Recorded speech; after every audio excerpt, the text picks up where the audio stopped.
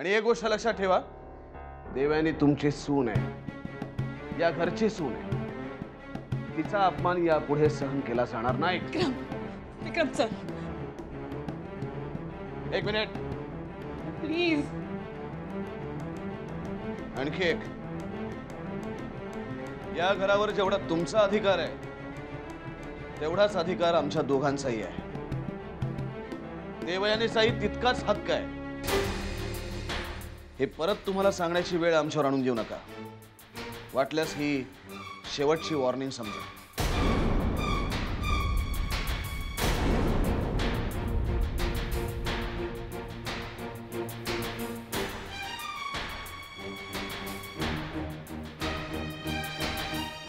त्या या किश्चित मुलीसाठी आम्हाला आदित्य राजे नाही नाही ते बोलले, आमचा अपमान केला.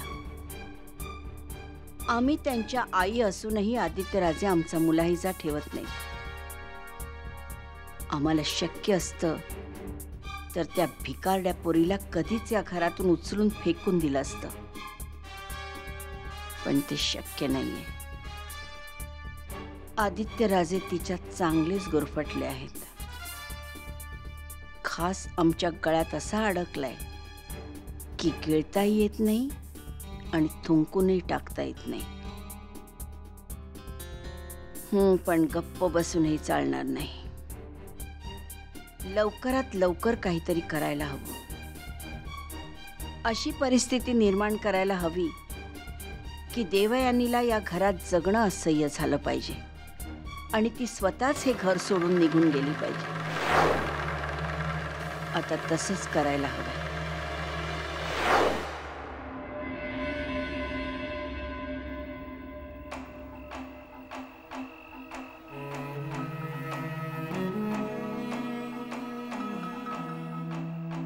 समजतेस काय तू स्वतःला? हा, तुझ्या या मूर्खपणापायी आम्हाला जीव गमवावा लागेल एक दिवस. कोणीतरी फोन करून इन्फॉर्मेशन देतं आणि तू ती फॉलो करतेस. I am sorry sir. Sorry sir. मी तुला याआधी सांगितलंय आणि परत एकदा रिमाइंड करतो, तू अजून फक्त एक सब इन्स्पेक्टर आहेस आणि ती अंडर ट्रेनिंग. कोणी सांगितलंय कोणी तुला शहाणपणा करायला? मी इन्स्पेक्टर भिडेंना तसं इन्फॉर्म केलं होतं सर. वाह, मेहरबानी केली ते आमच्यावर मॅडम. इन्फॉर्म करणं आणि परमिशन घेणं यात फरक असतो. You understand? डिसिजनचा प्रश्न आहे हा. पण कोणीतरी इन्फॉर्मेशन देतं, राजला पकडायचं आणि तू एकटी निघतेस. राजला पकडणं माझ्यासाठी किती इम्पॉर्टंट आहे हे तुम्हाला नाही कळणार. सांगितलंय मला सगळं भिडेंनी. हा, गफलत करतेस आणि तुझी नोकरी सरकारी नोकरी आणि या सरकारी अधिकारांचा गैरफायदा तू तुझ्या वैयक्तिक कारणासाठी नाही घेऊ शकत. आणि जर तुला घ्यायचाच असेल ना तर सोडून दे पोलीस फोर्स. हो, तसंही मी ह्या पोलीस फोर्समध्ये असणं तुम्हाला याआधी मान्य नव्हतंच. आणि काय म्हणालात तुम्ही? वैयक्तिक कारण? काय माहितीये तुम्हाला राजबद्दल? काही माहितीये? नाही, आणि मी सांगितलं ना तरीही तुम्हाला कळणार नाही. आज हे तुम्ही स्ट्रायकरला अरेस्ट केलंय ना, त्याला अरेस्ट करण्यासाठी इन्स्पेक्टर वागळेंनी आधी खूप प्रयत्न केले होते, पण त्यांना अपयश आलं. शेवटी मी माझा जीव धोक्यात घातला आणि राजला माफीचा साक्षीदार होण्यासाठी भाग पाडलं, घरच्यांच्या विरोधाला न जुमानता. आणि राजने सुद्धा माझ्या प्रेमाखातर सगळे वाईट मार्ग सोडले होते. त्याने सुद्धा त्याचा जीव धोक्यात घातला आणि सरकारी साक्षीदार झाला होता. स्ट्रायकरने केलेल्या हल्ल्यात दोनदा त्याचा जीव जाता जाता वाचला. आणि आज जेव्हा तो गायब आहे तेव्हा तुमचं असं म्हणणं आहे की त्याला पकडण्यामागे माझं काहीतरी वैयक्तिक कारण आहे. आणि असं जर तुम्हाला वाटत असेल तर ठीक आहे माझं वैयक्तिक कारण. राजला पकडण्यासाठी एकदा काय कित्येक वेळा मी माझा जीव धोक्यात घालायला तयार आहे. मग मला पोलीस डिपार्टमेंटची मदत मिळाली तरीही आणि नाही मिळाली तरीही.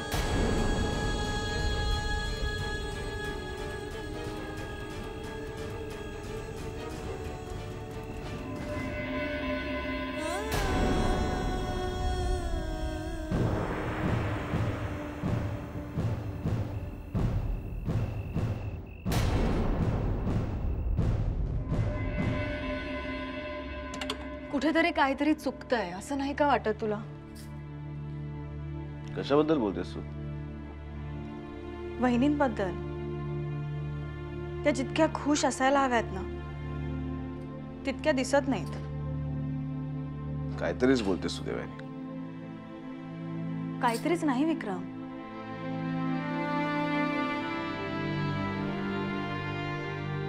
इतक्या वर्षांनंतर वहिनींना बाळ होणार आहे म्हटल्यावर त्या किती उत्साहात असायला हव्यात. पण नाही,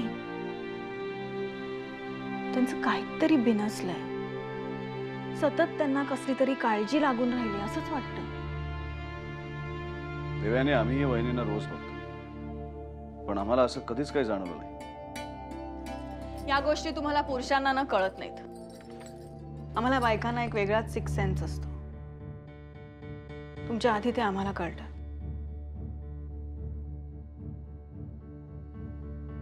बरं ठीक आहे, तुला नक्की काय जाणवलंय ते तरी आम्हाला कळू दे.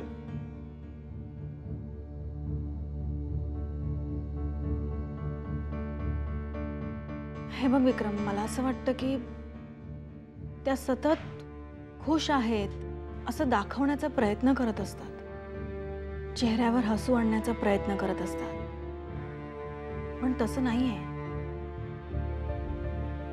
त्यांचे डोळे काहीतरी वेगळंच सांगत असतात. उगाच काहीतरी बोलतेस तू. हे बघ, मला माहितीये की तुझा विश्वास नाही बसणार, पण खरंच मला असं वाटतं की त्या खूप एकट्या आहेत. कदाचित असं असेल देवयानी की खूप वर्षानंतर त्यांना मूल होतं, म्हणून त्या जास्त टेन्शन मध्ये असेल. सगळं व्यवस्थित पार पडू दे असं त्यांना वाटत असेल, म्हणूनही कदाचित त्यांच्या वागण्यात बदल झाला असेल. या गोष्टी तू मला सांगतोयस, मला कळणार नाही काय. पण तसं नाहीये.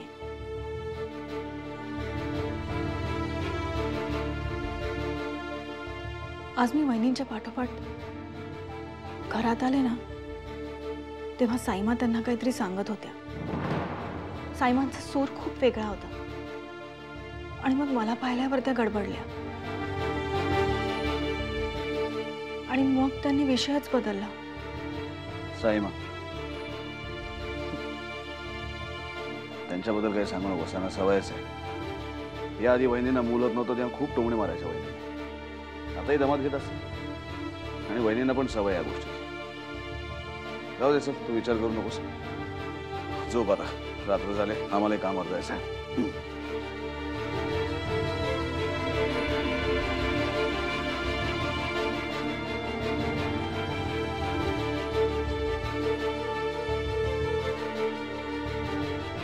हे बघ विक्रमाने, प्लीज तू साईमांशी असं नको वागत जाऊस. मला नाही आवडत. देवानी आम्हालाही आवडतं अशातला भाग नाहीये, पण त्यांना 30 भाषा समजते, त्याला आम्ही तरी काय करणार. अरे तुझ्या आई आहेत त्या. असतील, आधी त्यांनी आईसारखं वागावं, मग आम्ही त्यांना मानतो. आणि याही पुढे जर त्या तुझा अपमानच करत राहिल्या तर आम्हाला 30 भाषा वापरावी लागेल जी त्यांना समजते. विक्रम प्लीज. आम्हाला असं वाटतं की हा विषय आपण इथे थांबूया. रात्र झाले, तूही झोप, आम्हालाही सकाळी लवकर म्हणून कामावर जायचं. Good night.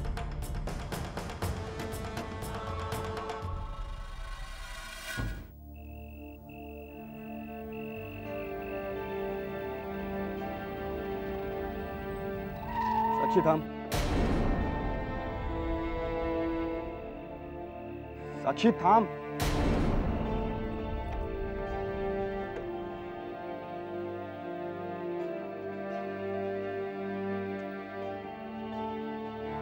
साक्षी, मी बोलतोय काहीतरी तुझ्याशी.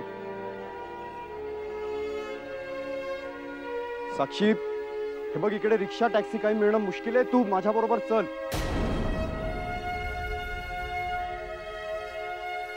साक्षी,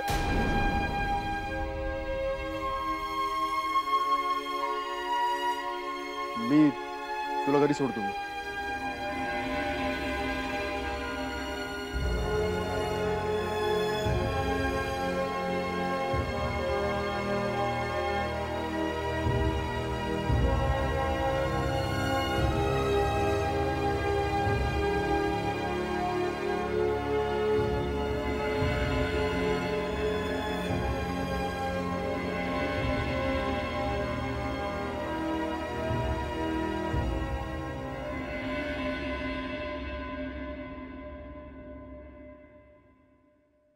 एकदा ट्राय करायला काय हरकत आहे? नाही, मला नाही पटत हे. माझ्यासाठी तरी. मला खोटं बोलायला आवडत नाही. दुसरा पर्याय नाही आपल्याकडे. म्हणून खोटं बोलायचंय. अहो मग त्याशिवाय श्रावणी कधीच येणार नाही घरी. हा तुला आपला पराभव नाही वाटत? कुठला पराभव? काय बोलताय? मला खरं खोटं माहित नाही. आपली श्रावणी घरी परत आली पाहिजे एवढंच मला कळतं. कठीण आहे आता. कधीतरी हो म्हणा. अभिलाषा, मी तुला याआधी सांगितलं होतं आणि पुन्हा एकदा हेच सांगतोय. नसती स्वप्न बघणं सोडून दे आणि सत्य काय आहे ना ते स्वीकार. आणि सत्य हे आहे की श्रावणी कधीही परत येणार नाही. मी खूप आजारी आहे, तापाने फणफणली आहे हे सांगून सुद्धा. हे सांगितलंस तर ती येईलही कदाचित परत. पण म्हणजे तू पुन्हा खोटंच बोलणार आहेस. चालेल मला. निदान तिचं माझ्यावर प्रेम आहे की नाही हे तरी कळेल. प्रेम? मुळात तिचं आपल्यावर प्रेम असतं ना अभिलाषा, तर ती आपल्याला सोडून गेलीच नसती. आणि आता जरी ती परत आली तरी प्रेमासाठी नाही येणार, पर्याय नाही म्हणून येईल. चालेल मला. मी आली तर असं म्हणलं अभिलाषा. मुळात ती न येण्याची शक्यता जास्त आहे. ठीक आहे, तू म्हणतेस म्हणून मी प्रयत्न करणार आहे.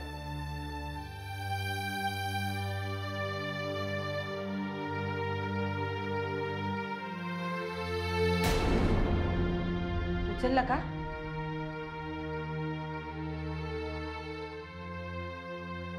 परत एकदा ट्राय करा ना प्लीज.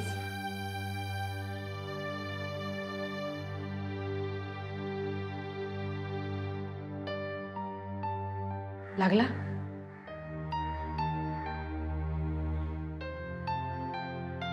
शूटिंग करून दमली असेल ती. उद्या सकाळी बघूया. नाही आओ.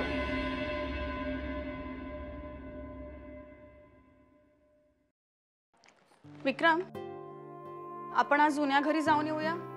मला तिकडचं काही सामान इथे घेऊन यायचंय. मग तू एक बिझी झालास ना की तुला वेळ नाही मिळणार. आता ते जुनं सामान इथे कशाला पाहिजे? काहीतरी नवीन घेऊन ये ना इथे. आम्ही तुला पैसे देतो, घेऊन ये. मला तिकडच्या काही वस्तू आहेत त्या इथे घेऊन यायच्यात. तू बायकांचा त्या जुन्या सामानामध्ये काय एवढा जीव अडकला असं कळतच नाही.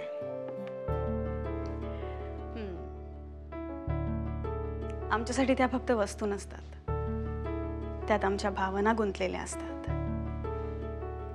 प्रत्येक गोष्टीशी एक आठवण जोडलेली असते. ठीक आहे, तुला आणायच्यात नाही त्या वस्तू, घेऊन ये बस.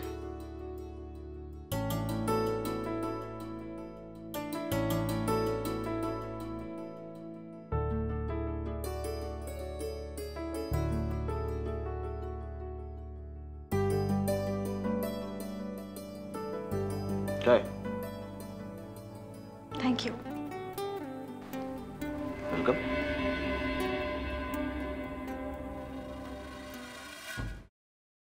कोणीही उचलत नाहीये.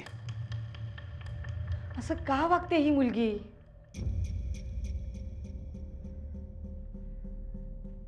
मला नाही वाटत तुझी आयडिया सक्सेसफुल होईल म्हणून. म्हणजे आपण तिला का फोन करतोय हे कळण्यात शहाणी ती नक्कीच आहे.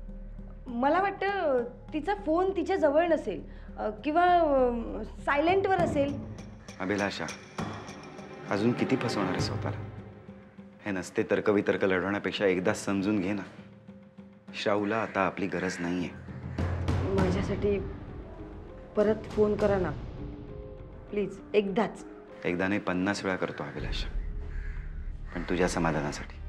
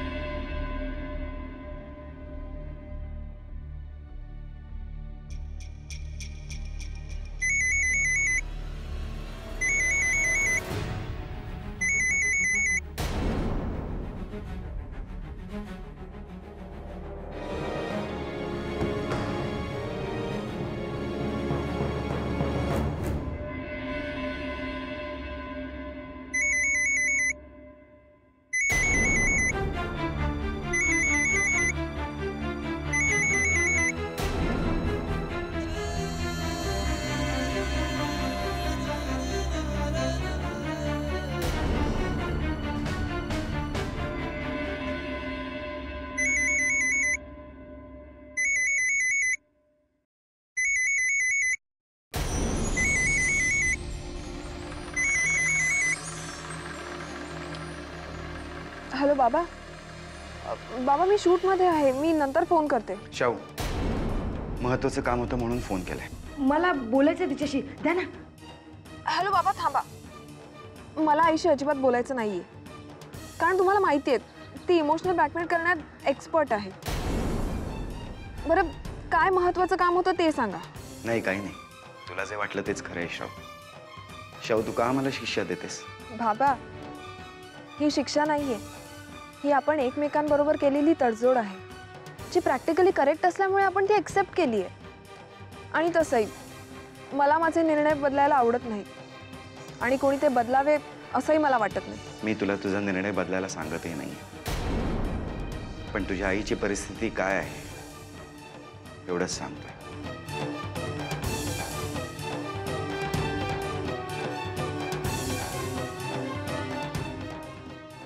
शाहू, तुझ्या आईला बरं नाहीये. बाबा का उगाच खोटं बोलताय? नाही, मी खोटं नाही बोलत आहे.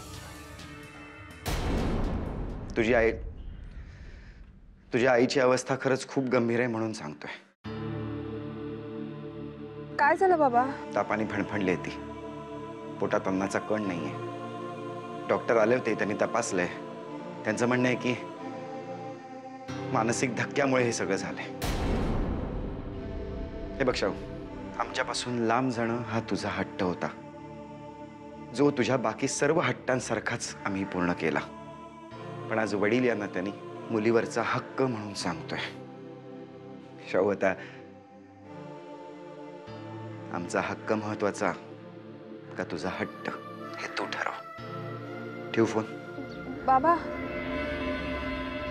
मी आईला भेटायला येते.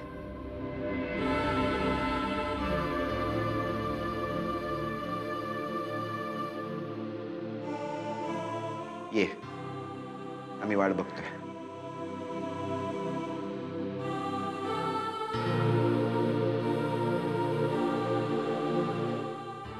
येते ती. खरंच खरंच शाहू येते?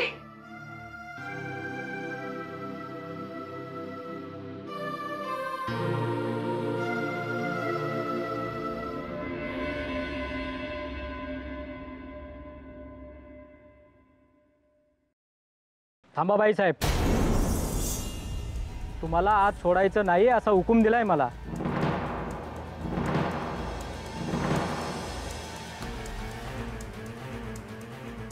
तुम्ही मला ओळखलं नाहीत का? मी तुमच्या विक्रम साहेबांची बायको. बाईसाहेब, तुम्हाला आत येता येणार नाही हो. असं काय करताय? विक्रम साहेबांना कळलं तर काय होईल माहिती आहे ना? माफ करा बाईसाहेब, मी हुकमाचा ताबेदार आहे.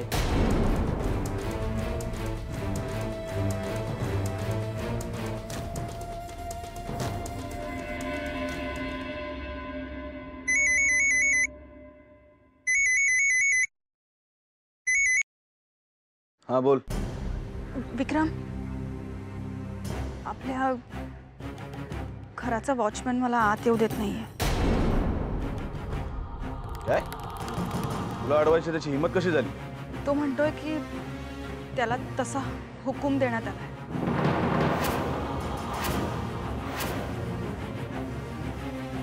इतर रणवीराजांचं काम असतं. देवयानी तू तिथेच थांब, आम्ही आलो. ठीक आहे.